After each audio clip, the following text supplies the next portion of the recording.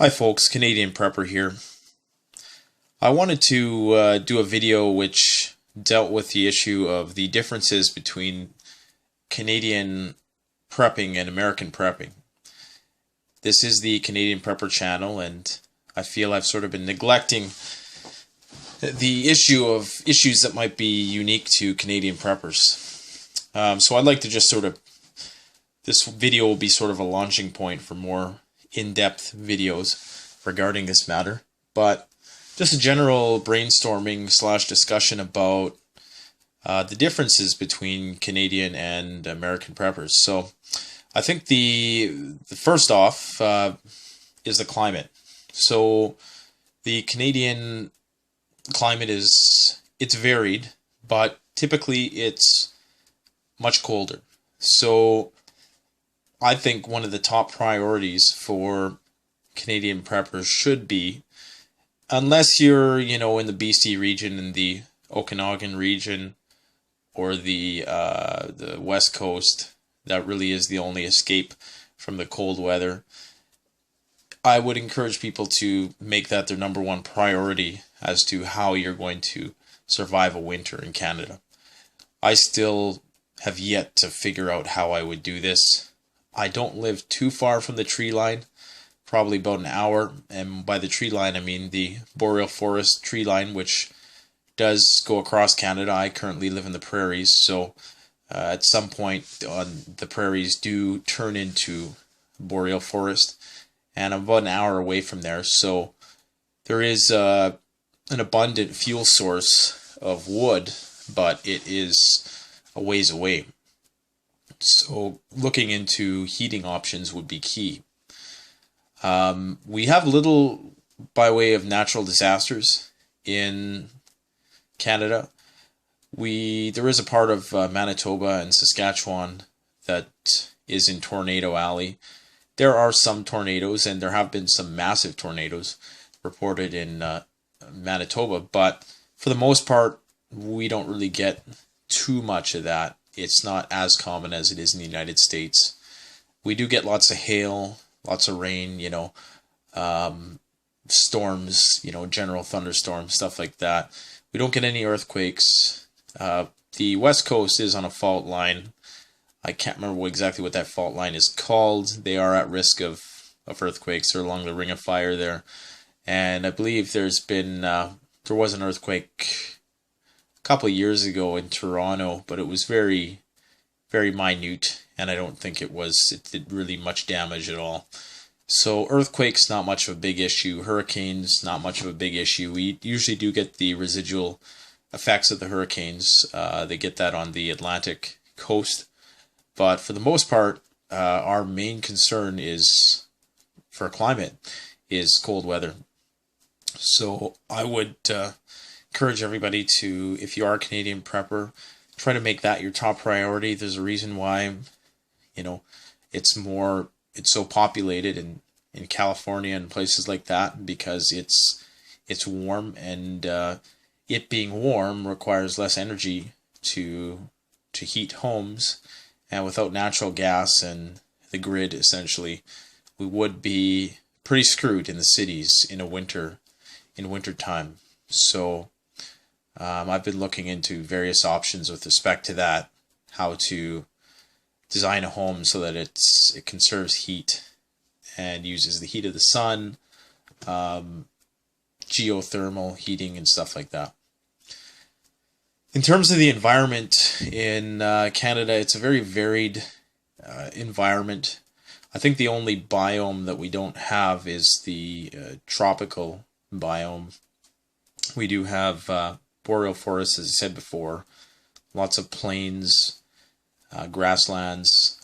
There is some desert in the lower part of British Columbia. There's rainforest along the west coast, temperate rainforest with conifer trees along the west coast. And there's lots of mountainous regions between Alberta and BC. And a large part of the country is tundra and Arctic, which is mainly inaccessible. A lot of it's only accessible by airplane. The stuff that's surrounding Whitehorse and the Yukon. I've never been there, so I don't really know too much about it. I just know that life is fairly challenging there, and there's not a whole lot of food to eat, and that's why the Inuit populations are so sparse, because the land can only ever naturally could support so many people. But it is far away from any threats, so that's something to say. One of the main concerns, and a lot of people, you might not get this so much in the United States. I don't know what the situation down there is with insects. I know there's a lot of poisonous insects and stuff like that in the desert regions. There is some black widows and things like that in southern BC, but bugs are insane in Canada. I just don't know how to emphasize it enough, and it sucks that we're not even allowed to have 100% DEET here. Not that I would necessarily recommend it, but you'd think that in a country which is saturated with mosquitoes and black flies, ticks, that we would be permitted to use a higher DEET content. And maybe that's why it's illegal now that I think about it, because we probably would abuse it, because the mosquitoes here in certain parts and the black flies can drive a person insane. So you need to be, I don't know if you could stockpile. I've looked into how the natives did it, the people native to this area, the Native Americans, and they burned various things like sage. I really haven't done a lot of research on it, or haven't found anything thus far as a natural remedy that really works. I mean, there's a lot of things, people talk about citrus, but honestly, when you're in the sticks in Canada, the only thing that works is DEET. And I've had to hose myself in the shit as a tree planter, and that's the only thing that's keeping the horse flies, and the deer flies, and the black flies, the god-awful black flies, away. Black flies are they can drive you crazy, but really it's the mosquitoes at the end of the day, because you can escape the black flies if you just go into a enclosure. The black flies typically won't follow you in for some reason. I'm not sure why that is, but mosquitoes, they're just everywhere, and they're annoying, and they're a pain in the ass. So make sure you're stockpiling bug spray. With respect to water, I've really thought about it, and we have the largest freshwater supply on Earth in this country. I think Manitoba itself has the largest supply of fresh water on Earth. So, water storage, there's so many rivers, lakes. Yeah, it's important, but it's not as important as it's going to be in more arid climates. So I wouldn't make this a huge priority. As long as you have water filtration systems, if you have to walk anywhere in Canada, really, you're not too far from a lake. There are some regions which are a bit drier, but for the most part, water storage is not going to be a huge factor, not nearly as big of a factor as it would be in different parts of the United States. Food, there's some pros and cons with the food, I suppose. Our growing season is a bit shorter in certain parts, so there's a very short window to forage for natural flora type foods and vegetation. And the shorter growing season means you're not going to be able to do as much horticultural stuff. Going to be limited. You're not going to be able to grow certain fruits and stuff like that. But what the upside is that there's a lot of protein out there to be had in Canada. There's a lot of game. Due to our smaller population, there's lots of different wild animals to hunt. Now, obviously, that probably wouldn't last too long, especially in the more populated regions. I'm sure lots of those herds would be thinned out pretty soon, but there is an abundance of game, like goose and moose and deer, elk, rabbits. If you go further up north, there's caribou and muskox and stuff like that. So, food is out there, but it still would be a good idea to definitely make food a priority, as it's not going to last forever. And like I said, the ability to grow food is going to be restricted. And it really all depends on the type of SHTF scenario. I'm sure you're going to have, if it was a very large event that somehow impacted the powers that be abilities to enforce the borders, I'm not sure which way people would be moving. A lot of Canadians fear that Americans would be coming up north to escape whatever sort of calamity there, but sometimes I wonder, with the way our winters are, if it wouldn't be the other way around. At least, it could even be a nomadic type thing, just like the animals do. It could mimic the geese flying south for the winter and flying north for the summer, as that's where the abundance of food is in the summertime. So who knows what's going to happen there. With respect to security and gun laws and stuff like that, our laws are much more tighter here. Pretty much anybody can get long guns if you do up the purchase and acquisition license, which is not, it is a bit of a process, but it doesn't take a lot to be approved for that particular license, and you can get shotguns and rifles with limited amounts of ammunition permitted, and not necessarily permitted, but limited magazines and stuff like that. They recently got rid of a couple guns that were non-restricted, and they had semi-automatic and capabilities. I can't remember exactly which gun it was because I'm not much of a gun nut, but it's not too hard to get yourself a Mossberg shotgun and, maybe a decent rifle or something like that. A semi-automatic rifle or something of that nature. More restricted firearms, are the things that a lot of Americans have, like the AR-15s and the AK-47s and anything, that's automatic weapon. Handguns are extremely restricted in Canada also. You pretty much can't carry a handgun anywhere unless it's to the range. And if you do want to take it to the range, you need a permit to transport it. Most people just leave them at the range, so you're going to end up keeping it there.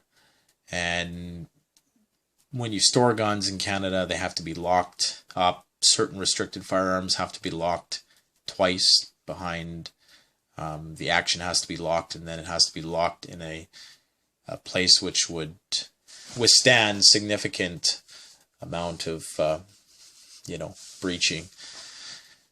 Prohibited firearms, I don't know too much about them. I think those are more so, and you can, I should say you can get a license for restricted firearms, but it is a bit more difficult. And if you do own restricted firearms, one of the drawbacks is that the police can enter your house at any time you want. So really they try to discourage you from owning restricted firearms, and I'm sure our friends to the south would have a lot to say about that. But I guess it is what it is. We are under the Commonwealth here and all that BS, so it is what it is. The prohibited firearms, I'm assuming that's, the more heavy-duty stuff, which is probably, a lot of it's probably illegal in the United States too. And I don't really know, exactly what grade of weapons are prohibited. I'm assuming like, grenades and shit like that, and more heavy duty calibered weapons like 50 caliber weapons and things of that nature. But I really don't know. That'd be something to research. Maybe somebody else on here knows.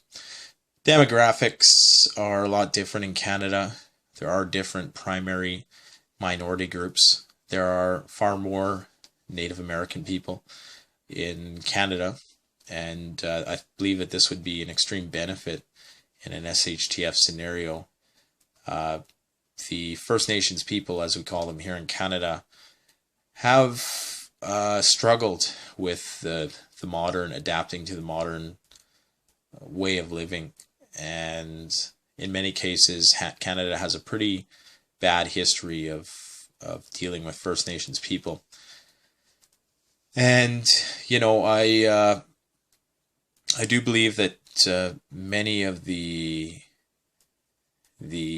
lot of the knowledge that the older people have of the land and stuff like that is going to be indispensable when it comes to SHTF, because they're going to remember how to do the things that they once were able to do. And I think that's going to benefit. I think the same thing is going to happen as happened hundreds of years ago when, there were the first settlers that came in, and many of them were starving, and they needed the assistance of First Nations trappers and hunters in order to learn how to survive on the land. And I do think that might possibly happen again, depending on the magnitude of the situation, although much of the younger population of Aboriginal people has been greatly affected by drugs and alcohol and stuff like that, and a lot of them have sort of replaced their lives that they once had as living their natural way of life with drugs and alcohol. So it's pretty sad in some places, and in other places it's improving, but generally what I'm trying to get at is there is a different demographic to pay attention to. So our prison system's different, there's a lot of things to not get too caught up in for Canadian preppers that they might see in the American prepping world. Typically, overall, we do have a slightly higher standard of living. There is less wealth. What's the word I'm looking for? There's a lesser gap between rich and poor, although there is still a huge one. It's slightly lesser. You don't get the amount of billionaires and stuff like that as you do in the United States. And so our GDP, although our per capita incomes are comparable, I'm guessing that a lot of that is probably far more fair distribution in Canada than it is in the United States.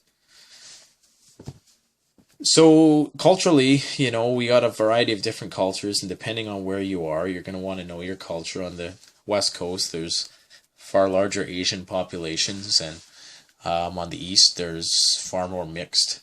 The majority of Toronto is non-white. It's a mishmash of everything, and that could make for some interesting social assortments when the SHTF happens. I think there's less racial tension for the most part here in Canada. There is racial tension between the Aboriginal people and I want to say white people, but it's more so, I think it's more than just that. I think it's Aboriginal people and, the rest of Canada, per se, who've sort of bought into the Western way of living. So there's definitely those differences to take into consideration. We have a lot more space here, so bugging out is an option. Whereas in the United States, in a lot of places, bugging out isn't an option. In Canada, you can easily get lost in the forest and nobody would ever find you. And you'd be lucky to find anybody. You could walk for hundreds of miles and not see a person in certain parts of this country. So bugging out is a very viable option in Canada. You could, as it might be in Alaska in certain places, in the US, which are a bit more sparsely populated. So you could potentially, you know, build a log house and live back in the sticks for, you know, for as long as you needed to, if you had the right know-how. And when I first got into prepping, that was my main strategy, was to do that. Now I'm starting to, you know, become a bit more technologically minded, and I want to sort of maintain some of the conveniences of modern society.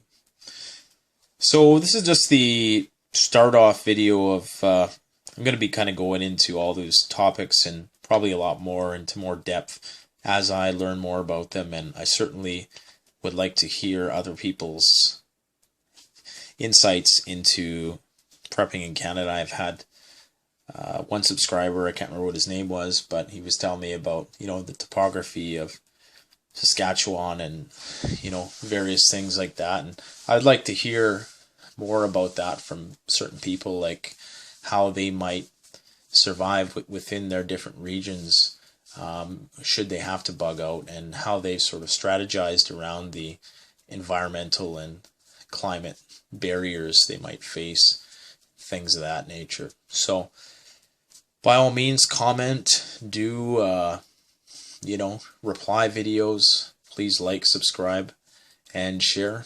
Canadian Prepper out. Talk to you soon.